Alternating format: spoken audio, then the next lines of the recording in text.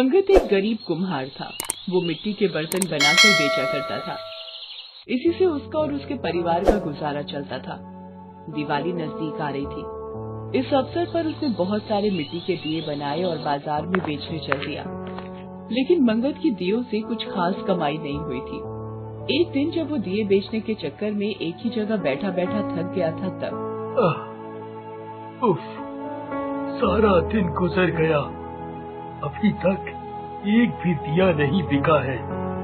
अब उमा और बच्चों के सामने क्या मुंह लेकर जाऊं? परसों दिवाली है और यहाँ हाल ये है कि घर में दिवाली के लिए सामान खरीदने के भी पैसे नहीं हैं। यही सोच सोच कर वो भारी मन से घर पहुँचा। घर के दरवाजे पर उसकी पत्नी उमा और दोनों बच्चे रमा और राजू बैठे थे। अपने पति का उतरा हुआ चेहरा देखकर उमा सब समझ गई। चलो बच्चों अंदर जाओ, अभी बाबूजी थके हुए आए हैं, बाद में आना। बच्चे भी समझ गए कि उनके बाबूजी आज भी खाली हाथ आए हैं। बेचारे सुबह से पटाखों की आस में बैठे हुए थे। वे भी भारी मन से उठकर अंदर चले गए।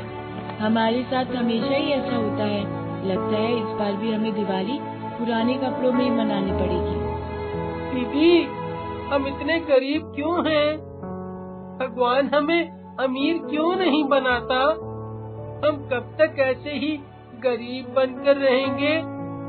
कितने दिन हो गए मिठाई का मुंह देखे। सोचा था इस दिवाली पर जी भरकर मिठाई खाएंगे, लेकिन कुछ नहीं, देखना सब कुछ ठीक हो जाएगा, तुम चिंता मत करो। उधर उमा मंगत को समझाती है, दिल छोटा ना करो जी, दिवाली परसों है, अभी कल का पूरा दिन बाकी है। भगवान ने चाहा तो हमारी दिवाली भी अच्छी से मनेगी। हाँ, अब तो बस भगवान का ही आसरा है। उमा की बातों से मंगत को काफी तसल्ली मिली, मगर सिर्फ बातों से ही किसी का पेट थोड़ी ही भरता है।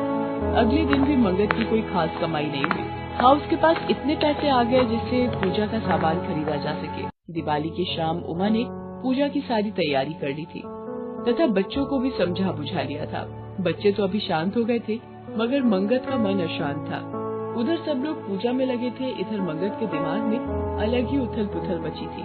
हे भगवान, बच्चे भी क्या सोच रहे होंगे कि कैसा बाप है उनका। साल में तो एक बार आती है दिवाली, उसमें भी उन्हें खुशियाँ नहीं दे पाता उनका बाप। दूसरे बच्चों को पटाखे फोड़ते देख इनके मन पर क्या गुजरेगी। नहीं नहीं, मैं ऐसा नहीं होने दूंगा। मेरे बच्चे भी जरूर पटाखे छुड़ाएंगे और जी भरकर मिठाई भी खाएंगे। हाँ हाँ, जी भरकर मिठाई खाएंगे और पटाखे छुड़ाएंगे। हाँ, ऐसा होगा, जरूर होगा। पूजा खत्म होने के तुरंत बाद ही मंगत घर से निकल पड़ा। दिवाली की रात बड़े बड़े रईस जादे जुआ खेलने और शराब पीने अपने घर से बाहर निकल जाते हैं और उन अमीर जादों के बंगले खाली हो जाते हैं। हाँ, आज इन्हीं बंगलों में से किसी एक में सेंध लगाकर मैं अपने बच्चों के लिए खुशियाँ खरीदूंगा। मंगत चौकन्नी निगाहों से हर बंगले को देख रहा था। आखिरकार उसे एक बंगला नजर आ ही गया। वहाँ न तो कोई चौकीदार था, न ही कोई कुत्ता। मंगत उस बंगले में घुस गया। अभी वो कमरों को टटोल ही रहा था कि तभी घर के पीछे बने लॉन से पहले एक धमाके की आवाज आई, फिर किसी बच्ची के चीखने की आवाज आई। फंस गया, लगता है घर के लोग पीछे हैं। मुझे जल्दी से यहाँ से निकल जाना चाहिए। मगर लॉन से बच्ची के लगातार रोने की आवाज आ रही थी। कहीं बच्ची अकेली तो नहीं और कहीं पटाखे छुड़ाते समय जलवल तो नहीं गई। मुझे एक बार चुपके से देखना चाहिए। इतना सोचकर मंगत घर के पिछवाड़े जाता है। वहाँ वो देखता है कि एक छोटी सी बच्ची जिसके पैर पोलियो के चलते खराब हो गए थे वहाँ गिरी हुई थी। उसका हाथ जला हुआ था और उसकी व्हील चेयर भी दूर गिरी हुई थी। मंगत को उस पर दया आ गई। अरे, इसकी उम्र तो मेरी रमा बिटिया जितनी है। बेचारी का हाथ जल गया है, शायद पटाखे चलाते समय। मुझे इसकी मदद करनी चाहिए। इतना सोचकर मंगत वहाँ जाता है और उस रोते हुए बच्ची को वहाँ से उठाता है। उसे देखकर बच्ची भी रोना बंद कर देती है। आप कौन हो? मम्मी पापा घर पर नहीं है, वे अपने दोस्तों के घर पार्टी करने गए हैं। क्या तुम्हें अकेला छोड़कर दोनों ऐसे ही चले गए? हाँ, वो लोग ऐसा ही करते हैं, मुझे कहीं साथ लेकर नहीं जाते हैं, मैं चल नहीं सकती हूँ ना। बच्ची की बातें सुनकर मंगत का दिल भर आया। वो भूल गया कि वो वहाँ चोरी के इरादे से आया था। बच्ची की भोली बातों ने उसके दिल पर जादू सा असर किया था। उस दिल से भरा सारा पाप बह गया था। तुम चिंता मत करो बेटी, मैं अभी तुम्हारे हाथ पर दवा लगा देता हूँ। वैसे नाम क्या है तुम्हारा? मेरा नाम अंजलि है। आप कौन है और कहाँ से आए हैं? बस समझ लो, मुझे तुम्हारे मम्मी पापा ने तुम्हारा ख्याल रखने के लिए ही भेजा है। लो, अब मैंने दवा लगा दी है, सुबह तक तुम्हारा हाथ बिल्कुल ठीक हो जाएगा। तुमने खाना खाया? नहीं, मंगत रसोई से उसके लिए खाना लाता है। लो, खाना खा लो। मैं कैसे खाऊं? मेरे हाथ पर तो दवा लगी है अंकल। मंगत मुस्कुरा देता है। उसके बाद वो अपने हाथों से अंजलि को खाना खिलाता है।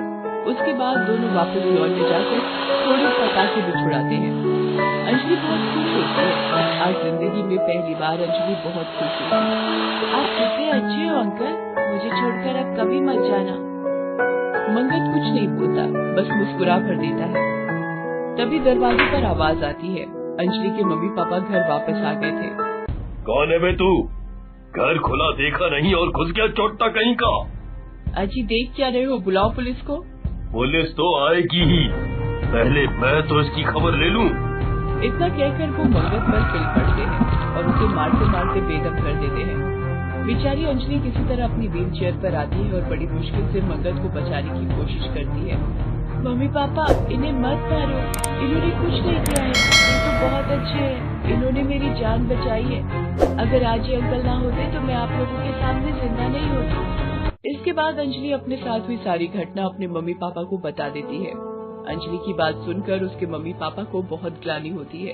हमें माफ कर दो, हमसे बड़ी भूल हो गई। तुमने हमारी बच्ची के लिए इतना किया और हमने तुम पर ही हाथ उठाया। धिक्कार है हम पर, धिक्कार है। ऐसा ना कहे हुजूर। मैं तो खुद चोरी करने आपके घर में घुसा था, मगर अंजलि बिटिया की भोली भाली बातों ने मुझे इस पाप से बचा लिया। चोरी करने? फिर मंगत उन्हें अपनी सारी व्यथा बताता है, जिसे सुनकर उनका दिल पिघल जाता है। इसके बाद अंजलि और उसके माता पिता मंगत के साथ ढेर सारे पटाखे और मिठाइयाँ लेकर उसके घर पहुँचते हैं। घर के सामने उमा उदास बैठी थी और उसके दोनों बच्चे दूसरों को पटाखे छुड़ाते देख मन महसूस कर रहे थे। तभी मंगत को देखकर दोनों उसके पास भागकर जाते हैं। अंजलि के माता पिता उन्हें पटाखे और मिठाइयाँ देते हैं। इतने ढेर सारे पटाखे देखकर उनकी आंखें चमक जाती हैं और मुरझाए चेहरे खिल उठते हैं। फिर दोनों उमा की ओर मुड़ते हैं और कहते हैं, आज तुम्हारे पति की वजह से ही हमारी बच्ची हमें सही सलामत मिल पाई है, इसलिए अब हमने फैसला किया है कि आज से आप लोग भी हमारे साथ ही रहोगे। ये सुनते ही उमा की खुशी का ठिकाना न रहा। सचमुच दिवाली की वो रात उनके